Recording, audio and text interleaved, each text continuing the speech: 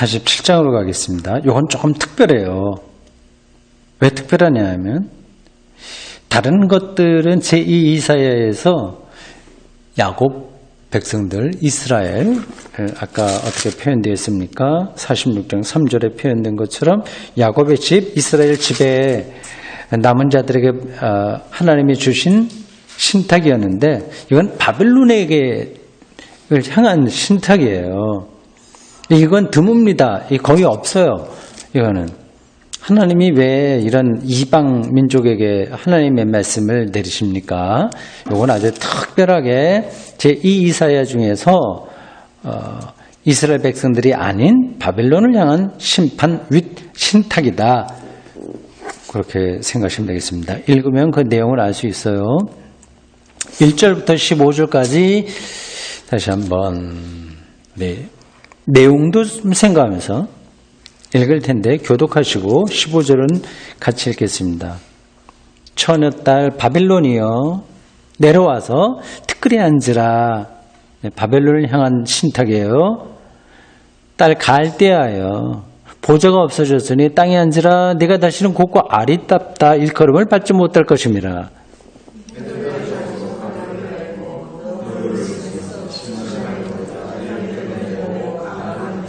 네 속살이 드러나고 네 부끄러운 것이 보일 것이라. 내가 보복하되 사람을 아끼지 아니하리라.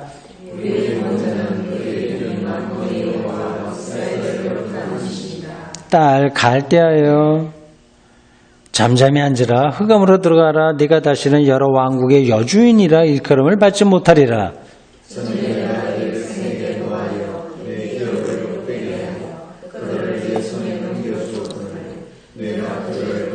금이 여기지 아니하고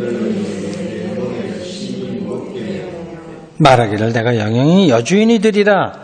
영영이 여주인이 되리라고 이 일을 네 마음에 두지도 아니하며 그들의 종말도 생각하지 아니하였도다. 사차가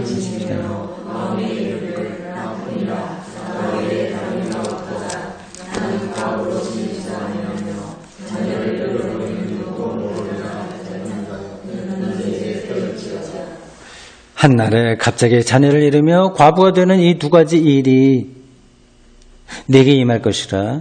네가 무수한 주술과 많은 주문을 빌릴지라도 이 일이 온전히 네게 임하리라.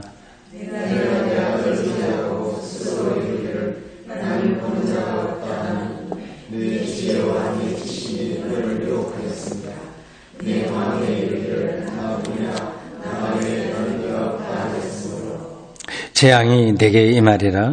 그러나 네가 그 근원을 알지 못할 것이며 손해가 네게 이르리라. 그러나 이를 물리칠 능력이 없을 것이며 파멸이 호련히 네게 임하리라. 그러나 네가 알지 못할 것이니라.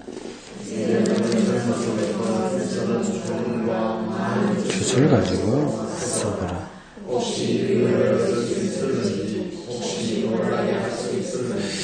네가 많은 계략으로 말미암아 피곤하게 되었도다. 하늘을 살피는 자와 별을 보는 자와 초하름 날에 예고하는 자들에게 일어나 네게 임할 그 일에서 너를 구원하게 하여 보라.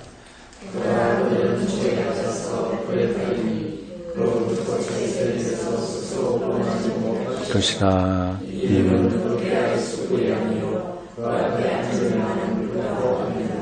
네가 같이 힘쓰던 자들이 네게 이같이 되리니 어려서부터 너와 함께 장사하던 자들이 각기 제 길로 흩어지고 너를 구원할 자가 없으리라. 아멘. 한마디로 뭡니까? 이 바벨론이 어떻게 된다는 거예요?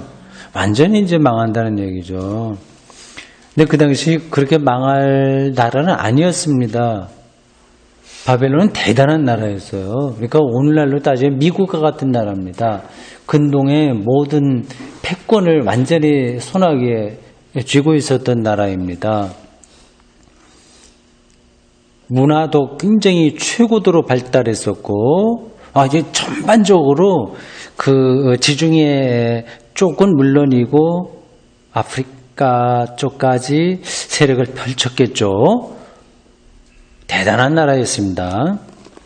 근데 그 나라가 여러분들 보시면 이제 이렇게 8절 보세요. 8절 보기 전에 좀 앞에 있는 거 몇 가지 설명을 해야 되겠습니다.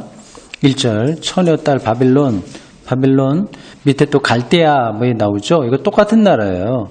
갈대아라고도 부르고 바벨론이라고도 부르고 그렇습니다. 근데 처녀 딸이라고 이렇게 수식을 한 이유는 바벨론이 그 사이에 한 번도 다른 나라에 공격을 받거나 정복당한 일이 없기 때문입니다. 이게 굉장히 자부심이 큰 거죠. 대단한 나라로 자기들은 생각하고 있었습니다. 그래서 처녀, 딸, 바벨론 이렇게 얘기했는데 그게 티끌이 앉는다. 보좌가 없어진다. 곱지 않다. 아름답다고 하는 일컬을 받지 않는다. 최고로 명예스러웠던 나라인데 이제 전혀 그런 게 없어진다. 그렇게 말하고 있습니다. 그 뒤로 2절과 3절, 4절, 2절과 3절 조금 어떻게 누추하게 되는가 하는 것들을 묘사하고 있습니다. 5절 보십시오. 다시 갈대아라고 불러요. 잠잠하라, 흑암으로 들어가라 나오고요.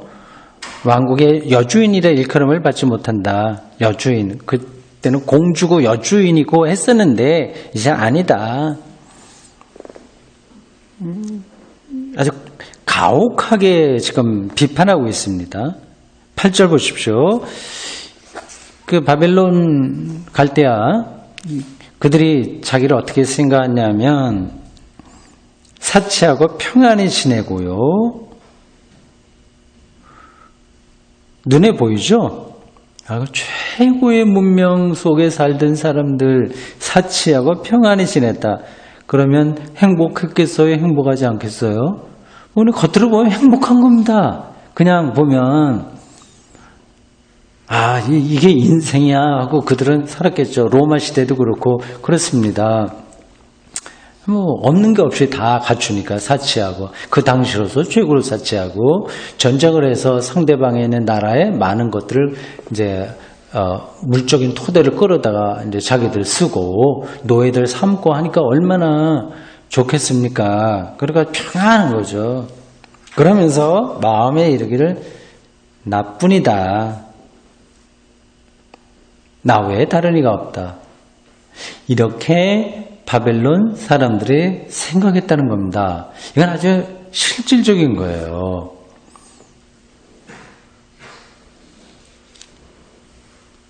하여튼 뭐 여러분들에게 실감나게 하기 위해서 자꾸 미국을 예로 드는데 지금 패권 국가니까 최고니까요. 지금 하여튼 뭐 자신들에게 도전하는 것들은 용납 안 하잖아요. 그래서 중국하고도 지금 무역전쟁 거의 가서 세계 경제가 지금 불황에 빠질 수도 있다는 예측도 나오고 있기도 합니다. 그러니까 자기 외에는 없다 하는 거죠. 그래 자랑할 만한 일들이 그 당시에 있었을 겁니다.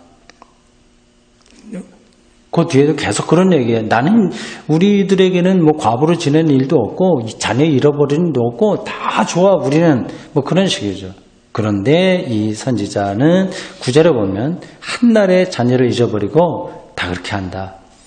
9절 중반절을 보십시오. 네가 무수한 주술과 많은 주문을 빌릴지라도 주술 이렇게 그 당시에 제사 행위를 한다거나 아니면 하여튼 그래 주술이라고 하시죠. 뭐를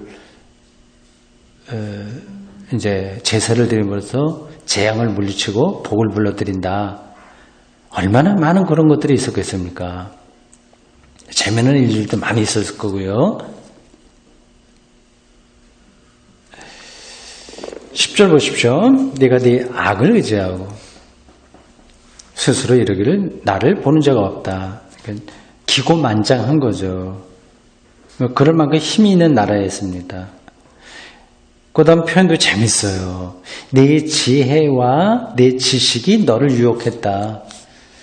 그러니까 뭐 노벨 물리학상, 화학상, 경제학상을 다 우리가 차지한다면 하여튼 굉장히 지혜롭다고 하는 게 나타나는 거 아니겠습니까? 사람은 자기 지혜와 자기 지식에 유혹당할 수 있어요. 그래서 여기 반복된 얘기가 문장이 나온다.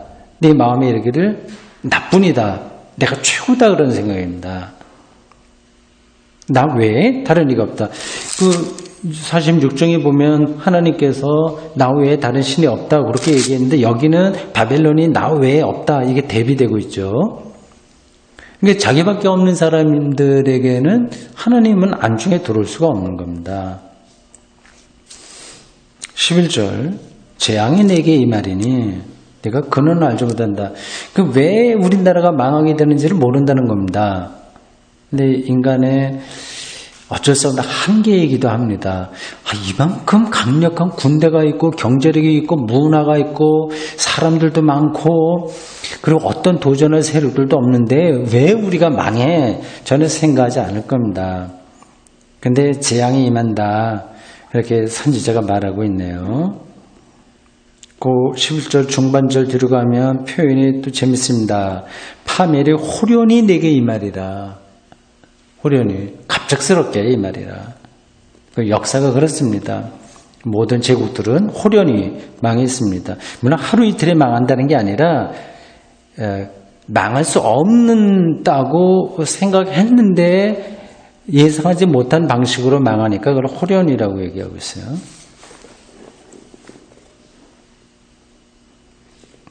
12절에 보면 주문과 주술이 다시 나옵니다. 주문과 주술. 우리는 참 즐거워. 그리고 불행한 거 없어. 잘 될 거야. 우리가 최고야. 찬양하고 뭐 그런 것들이죠.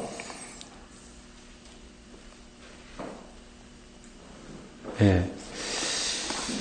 이렇게 47장에서 이사야는 최고의 문명과 그 권력을 자랑하던 바벨론을 향해서 교만하다고 하는 걸 지적하면서 재앙이 임한다. 이렇게 신탁을 선포하고 있습니다. 여러분 그 유인물 한번 보십시오. 거기 성서 주석학자가 10절에서 12절까지 요거 주석한 거를 잠깐 읽겠습니다.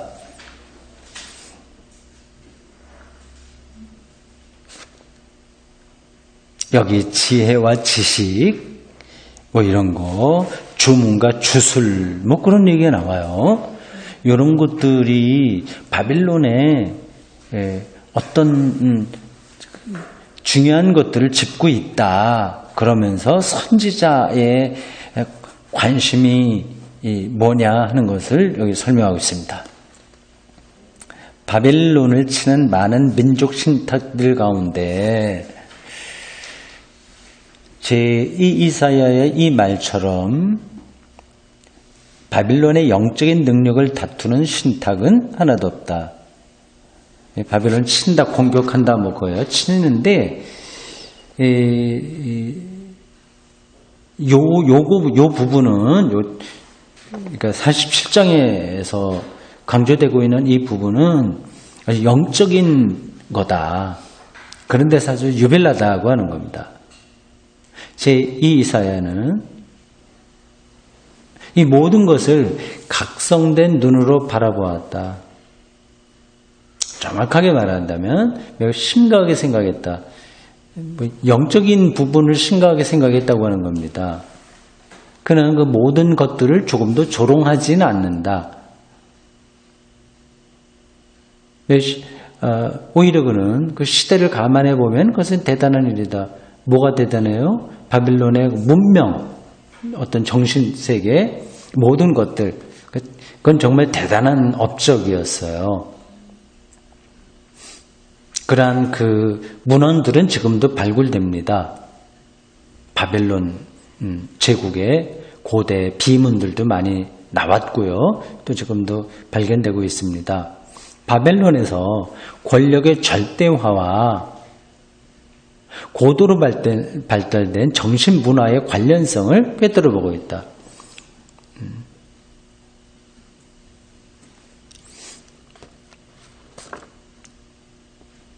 10절을 그렇게 번역한 겁니다. 둠이라고 하는 학자의 번역을 인용했습니다. 모두 카이즈라고 하는 학자가 한 겁니다. 내 지혜와 내 학문 때문에.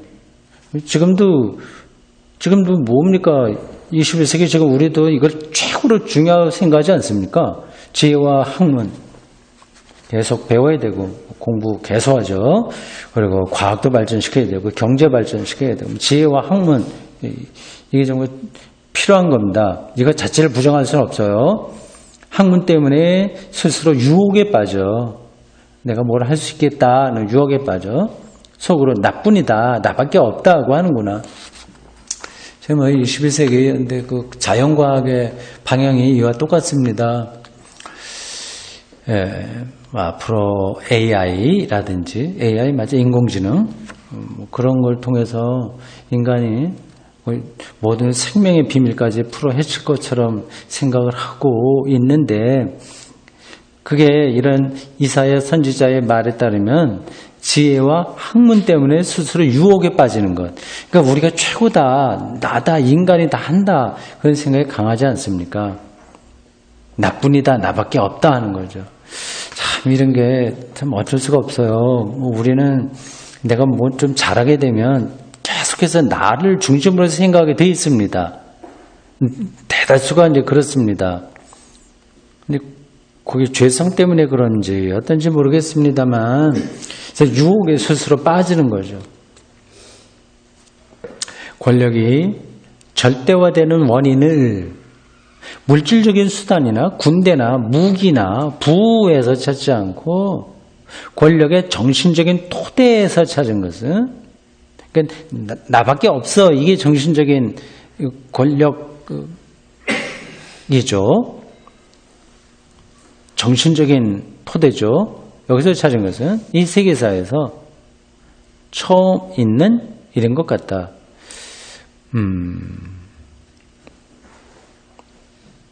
이것은 쉽게 납득할 수 있다. 왜냐하면 우리는 신바벨론 제국의 문헌에서 발견되니까요.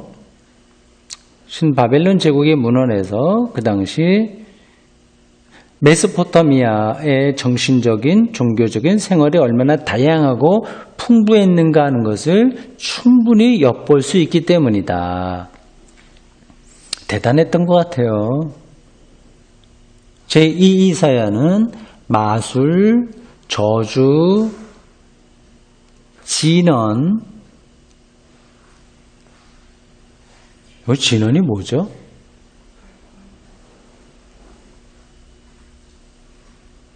누가 한번 스마트폰에서 찾아보세요. 진언.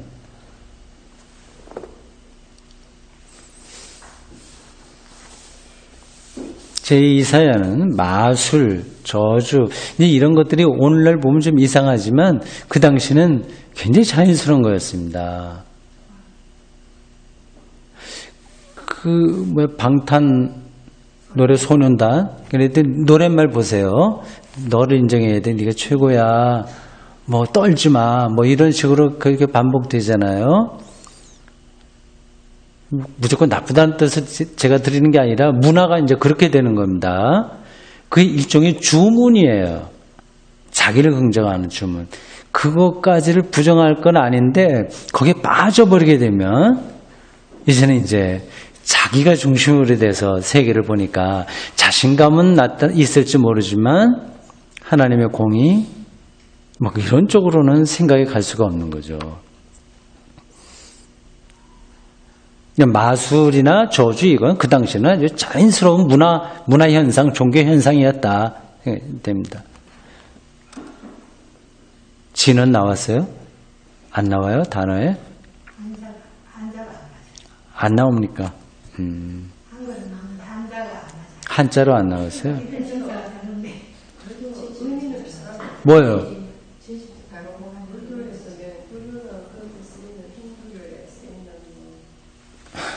알았습니다. 그건 뭐 빼고 지나가도 됩니다. 마술, 저주, 점성술 등을 점성술. 예? 아주 오래전부터 쓰여 전혀 새롭지 못한 말을 지금. 예. 하여튼 뭐 좀 좋지 못한 속담 뭐 이런 것들.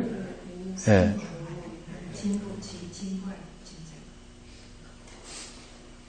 마술, 저주, 좋지 못한 속담들, 점성술, 이런 것들이 열거되는 겁니다. 이건 오늘 우리의 눈으로 좀 이상할지 모르나 그 당시에는 굉장히 삶을 긍정하고 이 사치스러운 삶 속에서 행복을 추구하는 삶의 태도였다 보시면 됩니다. 아마 앞으로 한 5,000년 후에 우리 후손들이 21세기를 보게 된다면 비슷하게 보지 않겠어요?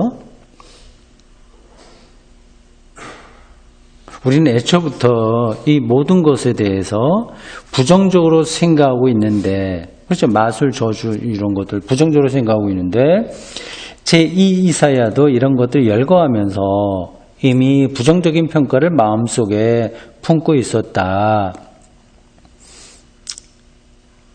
그러나 이와 같은 부정적인 평가를 일단 제쳐놓고 보면 메소포타미아의 문서들, 이건 바빌론 나라의 문서들이란 뜻입니다. 여기에서 우리는 다음과 같은 인상을 받는다. 예언을 위한 학문, 특히 점성술을 통해 미래를 보증하려고 하거나 미래를 파악하려고 하는데 막대한 정신적 노력을 기울인 것과 마찬가지로 수많은 주문을 통해 현재에도 영향을 미치려고 그에 못지않게 노력을 기울였다고 하는 것이 그것이다.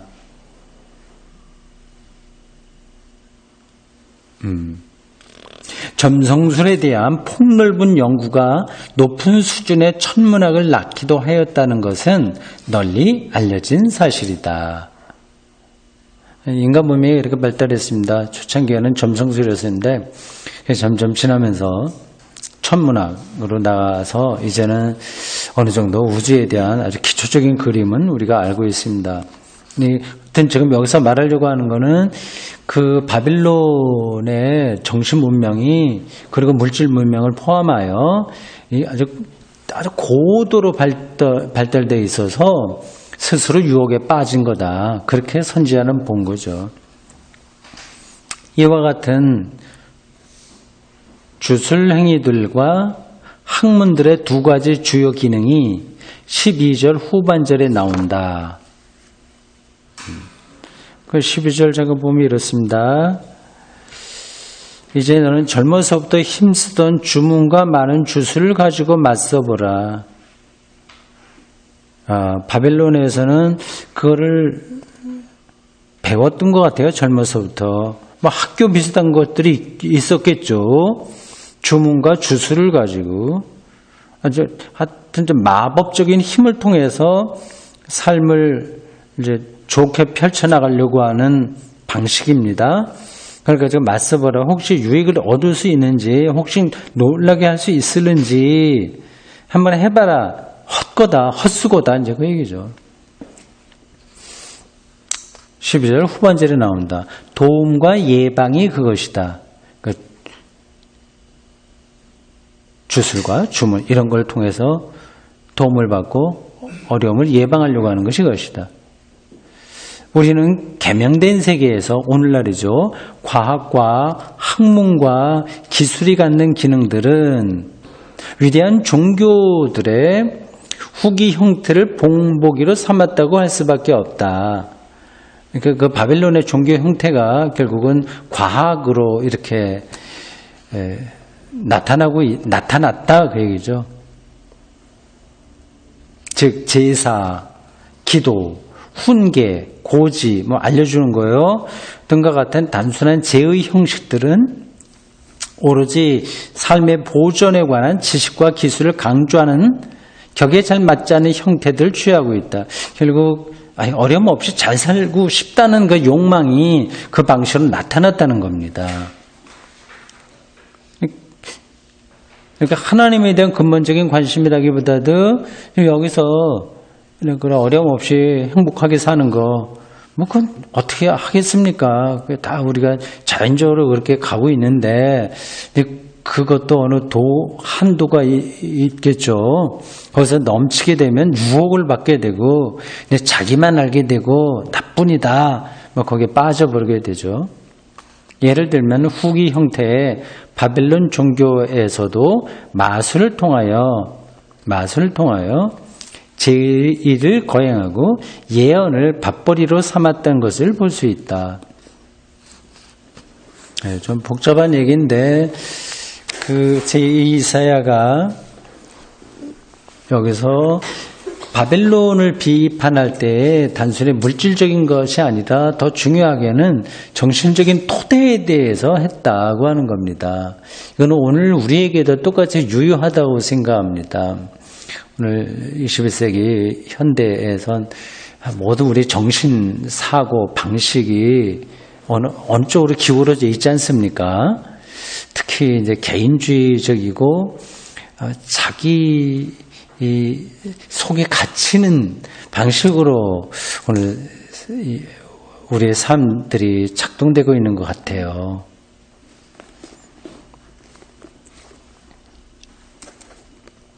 자, 마지막 15절만 보겠습니다.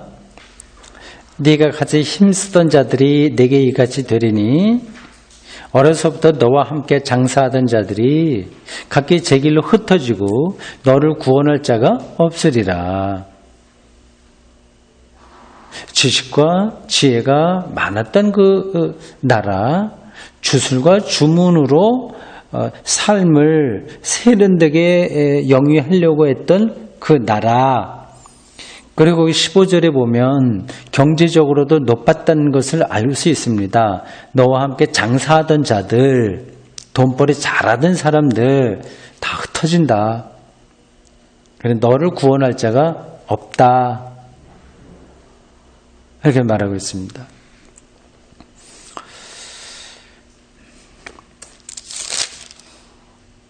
아주 옛날 바빌론에 포로로 잡혀갔던 그 백성들에게 주는 말씀에 포함된 이 이야기인데, 최고의 당시의 문명을 향한 선지자의 통찰을 여기서 읽을 수 있습니다. 아주 오래전이지만 오늘 우리들에게도 똑같이 적용되는 귀한 영적인 시각이 아닐까 생각이 드네요. 기도하겠습니다. 주님, 오늘 저희들 아주 오래전 바벨론에서 포로로 생활하던 어떤 이름을 알지 못하는 익명의 선지자의 아주 날카롭고 통찰력이 있으며, 그리고 중심을 뚫어 헤치는 그러한 말씀을 들었습니다. 오늘과 시간과 거리에서 아주 까마득한 때이지만 살아있는 하나님의 말씀으로 저희들이 받습니다. 오늘 우리들 지혜와 지식에 유혹을 받지 않도록 주님 붙들어 주십시오. 주술과 주문의 방식으로 사는 게 아니라, 그래서 점점 더 자기 개인의 삶을 절대적인 것으로만 아는데 떨어지지 않고 하나님만이 우리에게 구원을 주신다는 사실을 중심에 두고 붙들고 살아가도록 저희를 붙들어 주십시오.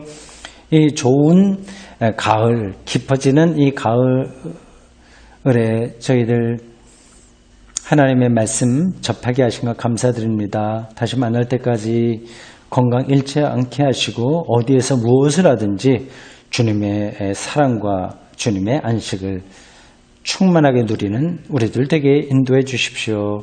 예수님의 이름으로 기도합니다. 아멘. 네, 수고했습니다.